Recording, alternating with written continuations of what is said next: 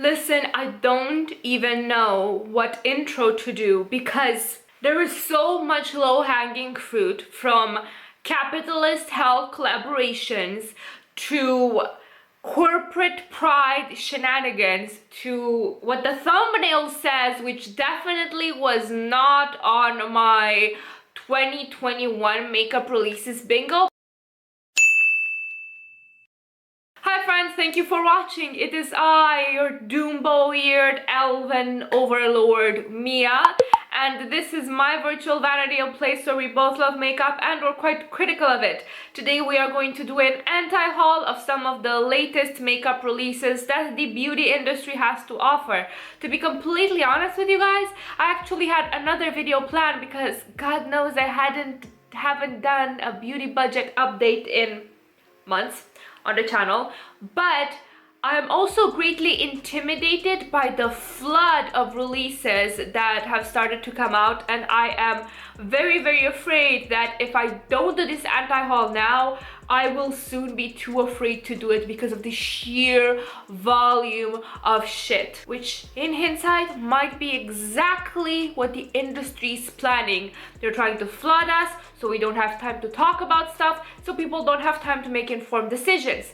Now, is that a conspiracy theory or isn't it? I think it's actually reality. Now, I've got a list. I did not check it twice. Let's start with the category of capitalist hell, because some of these collaborations is like they just went hook fishing for whatever lonely IP they could find.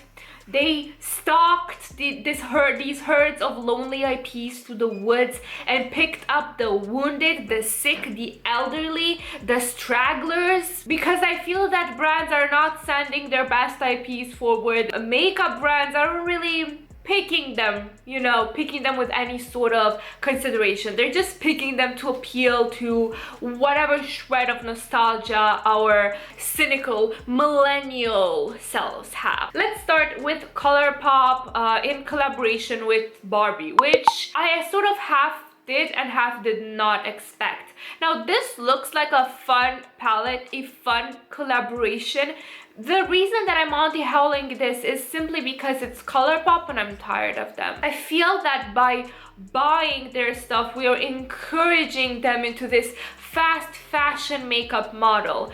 And certainly, if you like this color scheme and you already have some Colourpop in your collection, chances are that you already have some of these colors, and if not, these are truly nothing special.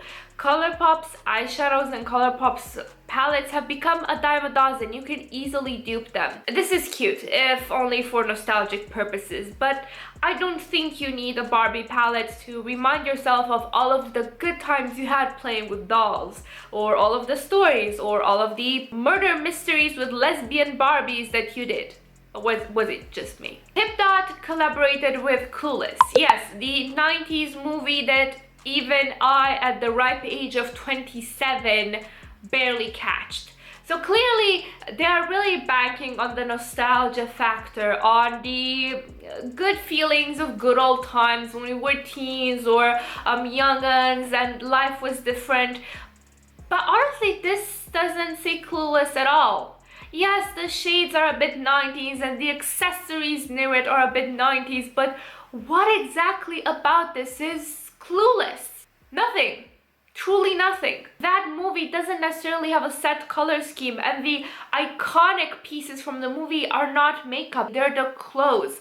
So if you really want to remember Clueless, if you want to bathe in that sweet nostalgia of 90s rom-coms, find clothes that kind of look like Cher's, I think that was the main character's name, Cher's outfits. And I feel that that will bring and spark so much joy than a random palette. Morphe is collaborating with Coca-Cola, which I thought Coca-Cola would have higher standards than this, as a multi-million-dollar evil corporation that has all of us, including me, in its grasp with its sweet fucking sugary syrup, or in my case Coca-Cola Zero. I feel that they should have better standards than to collaborate with Morphe.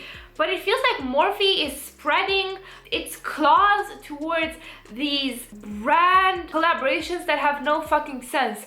Morphe is trying to expand into the horizon and get more and more brands infected with this particular case of bad pigmentation STI. Listen, it's a cute palette. Like, I'm not going to lie, a part of me finds this appealing because it's a cute neutral color scheme, but it's also Morphe and it's trash formula, and they've literally ruined the industry in a couple of different ways.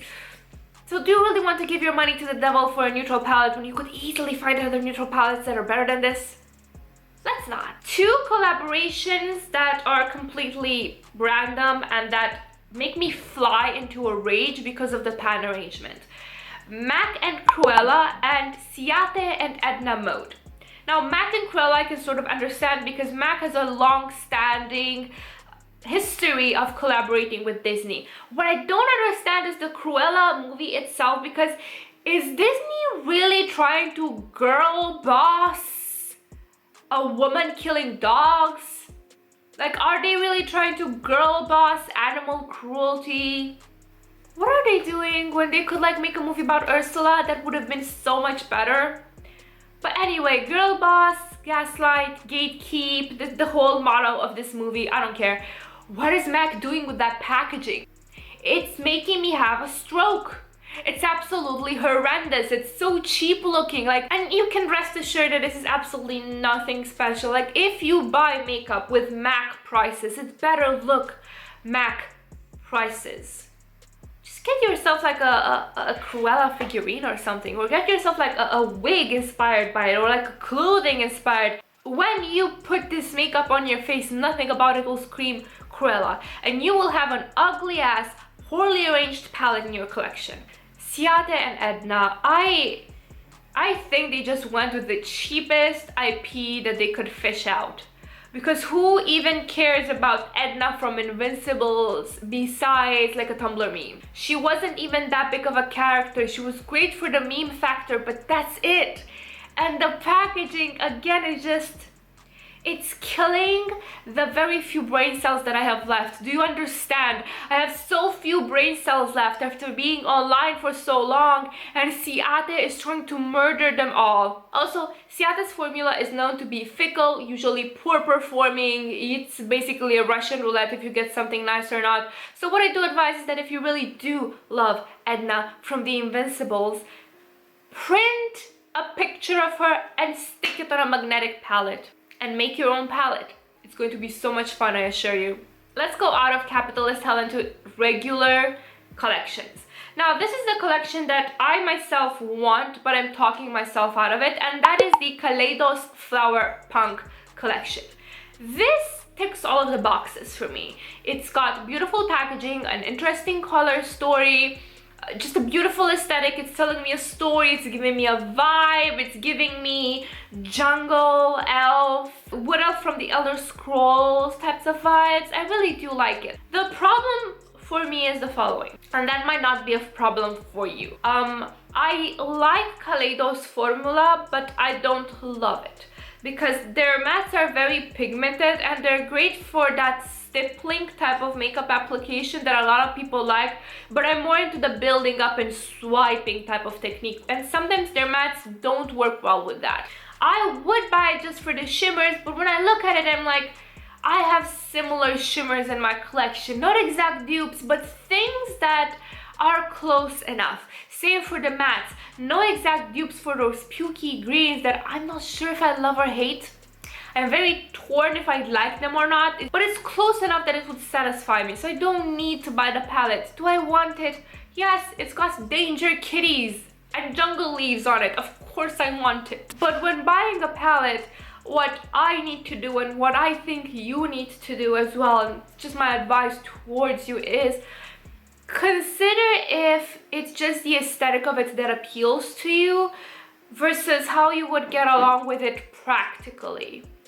Because if you really like the aesthetic of it, you can always buy a figurine or a piece of art or a print or a blanket or something similar that reminds you of that aesthetic and will not expire in your drawer. Huda highlighter palette is yet another case of packaging that is very aesthetic, and I'm not sure if I love it or hate it. I hate it because it's her face on it and it feels very narcissistic and not in a good way. Every time you open your door, she will be staring at you into your soul. Like, I feel that this looks like a cursed object. But I also kind of like how irreverent and almost blasphemous it is, because it's her face and she's surrounded by holy rays as if she's some of Catholic saint. And as someone who's had a certain degree of religious trauma growing up, I like the disrespect of it, but not enough to buy highlighters. I honestly don't think that anyone needs 4 highlighters in one go. And if you don't have enough highlighters as it is, I would advise you against buying a palette because you don't know what that formula is. So if you want to expand your highlighter collection, I would suggest going with highlighter singles as opposed to highlighter palettes.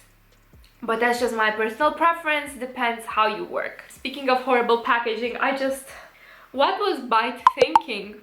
I cannot help but look and think that the tip, pun intended, looks like little chodes, like you know, like chubs. If you know what I mean, and if you don't know what I mean, you're just too young. You just skip. It looks like little penises. It looks like dicks. Okay, so beyond the hilarity of the packaging, which you may not see if you don't have a dirty mind like me, I have been irrevocably corrupted by early 2010s DeviantArt and Tumblr, just never mind me. This is also a very impractical type of packaging for a blush, and this is why I'm anti-hauling it. The colors are interesting, but the problem is that you will never be able to get all of the product out of that packaging. And that to me feels wasteful. That to me feels like design that is meant to make you buy more product sooner than you would need to. It feels very impractical and I just don't like that. Natasha Denona Zendo is an appealing color scheme and I've seen many people enjoy it. Now, whether you should anti-haul this or not is based on if, 1, you like Natasha Denona formula, 2, you already have her Metropolis palette or another palette, I think, and 3, if you can afford such a palette. This is one of her $65 palettes, which is cheaper than her regular ones, but again, this cheaper sensation is an illusion. She's getting us used to her higher price points, so when she asks for just $65, it feels reasonable. But I'm telling you this as someone that bought a $65 Natasha Denona palette. I have my review up. I don't think $65 is worth it. It's simply not. I feel that you can find makeup that is just as good at lower-ish price points. It might not have the Natasha Denona name on it, but it's just, for me, her eyeshadows are just fine, so it's not worth it. The other point is that if you have another one of her palettes, like one of her larger palettes, I think I will Google it and put it here. You've got functional dupes for most of this eyeshadow palette, so to me it's not worth it to have 2 very expensive items that can do the same thing. Personally, I'm anti-hauling this because I enjoy the Sunrise palette that I got, but I'm not dying after it, and I'm not willing to give Natasha $65 more out of my goddamn pocket. Urban Decay is collaborating with Prince from Beyond the Grave. Listen, I don't really like this. I don't like collaborations with people that are deceased because it feels like grave digging. It feels like grave robbing. It just feels like they're not letting that person rest, and they just keep profiting off of someone that deserves their rest. They've earned their rest, you know what I mean? I feel that the best thing you can do if you're a Prince fan is to keep him in your memory, listen to his music, maybe do makeup inspired by him, but you certainly don't need a cash grab by Urban Decay to do so, especially something that, listen, historically Urban Decay collaborations have not been great, so you really don't want to risk it. Trust me on this one. God, Colourpop again. I feel like half of my list is Colourpop. Listen, I want all of us to have the confidence that Colourpop always has when they don't understand the assignment ever, and then they arrive with, their asses out with these mediocre releases and they still think they did something. I really want that type of unshakable, dumb confidence for all of us. They've come out with these new neon palettes as I was editing this video, and there's like a spit of neon in them. It's like 4 neutrals and 1 neon single, and just the audacity to market this as a neon collection, just no. Just get yourself a neon eyeshadow single and you will be just fine. So they've got a lot of new palettes. So Very Lovely, Your Golden, Lust for Dusk, High Tide. So Very Lovely and Lust for Dusk are basically reshuffles of their pre-existing shades. So again, it depends. Do you have previous ColourPop collections? Do you like their formula? Do you want to support their fast fashion model? If you do, I'm not gonna judge you because they're very affordable. I'm kind of tired of them rehashing the same colors over and over and over again in different names while not restocking anything else. I have a whole video detailing why I have issues with ColourPop, and it's going to be linked down below alongside others because I have thoughts. Okay? Then there's High Tide, which is one of their monochromatic 9-pan palettes. If you wear a lot of teals, if teal is your favorite color, this could be nice. For me, I'm not really a teal girl, very rarely. I've got a couple of singles that just do it for me. If you don't wear teal normally on your face, on your clothes, but if you're attracted to the color, I would suggest first dipping your toes in and getting a single. See if you like wearing it, see if the color suits you, because we might like certain colors but they don't look great on us. Like me with blues, I love all shades of blue. 90% of the shades of blue that I love make me look jaundiced because that is unfortunately not my color season. Jaclyn Heel Baden Rouge collection. There is a blush palette, blush cream sticks, loose blushes. God knows why anyone would want a loose blush in the year of our Lord 2021, but whatever. And some lip products. If this came out from anyone but Jaclyn, I would be interested in the blush palette. There is a bigger topic to be discussed about how we hold her accountable so much, but the community gave slack to more problematic male creators and other problematic creators. However, since I am an equal opportunity hater and I don't buy stuff on a whim as soon as the creator or the brand owner upsets me in any way, I will say that I just don't want to buy it because she's problematic, just like other people are problematic. If it were any other person that came out with a palette, I would be interested, even though I have enough blush to last me a lifetime. Because aesthetically, I like the colors that she picked, but I don't trust her. I don't trust her. I don't trust her when she talks in videos. I don't trust her with makeup production. I don't trust her with anything. I don't trust her as far as I could throw her. So not going to happen. Melt Brunette palette. The problem that I have with Melt is not necessarily their color stories or their packaging or whatever else. It's the fact that their formula is fickle. It goes bad easily. It grew like a thing in the movie or book Annihilation in someone's drawers repeatedly. It's fussy, it tends to break in transit, it tends to break in people's drawers or while they use it, and for that price point, I'm sorry, but it should be rock solid. It should not be that frail, it should not be that inconsistent. I have been attracted to Melt in the past with their releases. I'm not biting the bullet because they're expensive, they're asking a lot of money, and I'm afraid that that palette will arrive to me in pieces or die a premature death in my vanity. That's why I'm anti-hauling this. To end, corporate Pride Month is upon us, and brands are again coming for a coin. For example, the Morphe Pride collection and many other collections that say that they support the community. Listen, brands are not woke. Brands are not people. Brands do not have a political orientation or any sort of social leaning. Brands will do what is most profitable for their pockets.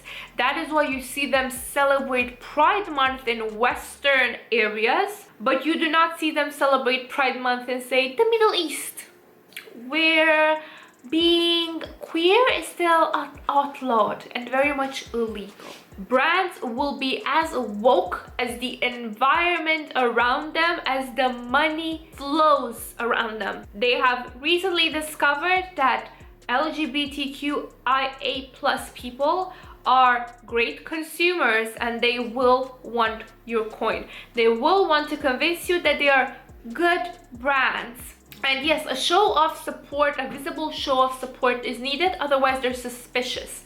But you need to be wary if they're doing this only this month. You need to take a look at a longer pattern of behavior. Otherwise, you're just giving them your money and you're being a sucker because they put a logo with a rainbow on it. All they want to do is play identity politics for profit. We deserve better. That's all I'm saying. So be wary of all of these Pride makeup collaborations, because if they do not support the queer community in any other context but Pride, or when it's convenient, or where people are being loud about it, they're just being two-faced for profit. That's all I'm saying. And that was it, lads, ladies, and that was it. That was it for the anti-haul. Please let me know down below if you plan on buying any of these things. If you disagree with me, feel free to tell me to fuck off. If you have more comments regarding these products or the topics discussed, again, I would love to chit chat with you down below. Thank you guys so much for watching, and please don't forget to have a wonderful morning, evening, second breakfast, third lunch, whatever it is you're from. Bye.